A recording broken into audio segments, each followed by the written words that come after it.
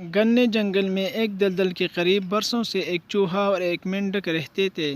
بات چیت کے دوران ایک دن مینڈک نے چوہے سے کہا، اس دلدل میں میرا خاندان صدیوں سے آباد ہے اور اسی لیے یہ دلدل جو مجھے باپ دادا سے ملی ہے یہ میری میراث ہے۔ چوہا اس بات پر چڑ گیا اور اس نے کہا کہ یہ میرے خاندان بھی یہاں سینکڑوں سالوں سے آباد ہے اور مجھے یہ جگہ اپنے باپ دادا سے ملی ہے اور یہ میری میراث ہے۔ یہ سن کر مینڈک غصے میں آ گیا اور تو میں شروع ہو گئی۔ بات اتنی بڑھی کہ ان کے دونوں دوستوں میں فرق آ گیا اور دونوں ایک دوسرے سے بولنا چھوڑ دیا۔ ایک دن چوہا وہاں سے گزرا تو مینڈک اس پر آواز کی کہ جو چوہے کو بہت بری لگی۔ اس کے بعد چوہے نے یہ کیا کہ وہ گھاس میں چھپ کر بیٹھ جاتا اور جب مینڈک وہاں سے گزرتا تو اس پر حملہ کرتا۔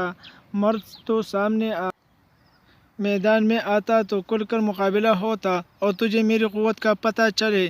چوہے نے یہ بات قبول کر لی اور دوسرے دن صبح مقابلے کا وقت مقرر ہوا۔ مقرر وقت پر ایک طرف سے چوہا نکلا اور اس کے ہاتھ میں ترسل کے پودے کا ایک لمبا تنا تھا۔ دوسری طرف سے مینڈک آگے بڑھا اور اس کے ہاتھ میں بھی ایسا ہی تنا تھا۔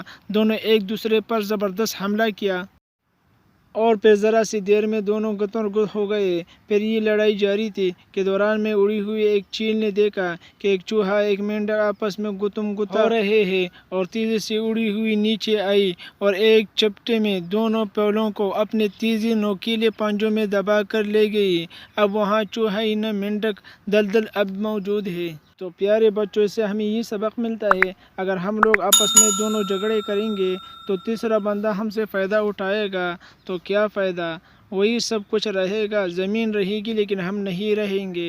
تو اس لیے ہمیں چاہیے کہ آپس میں پیار محبت سے زندگی گزاریں گے۔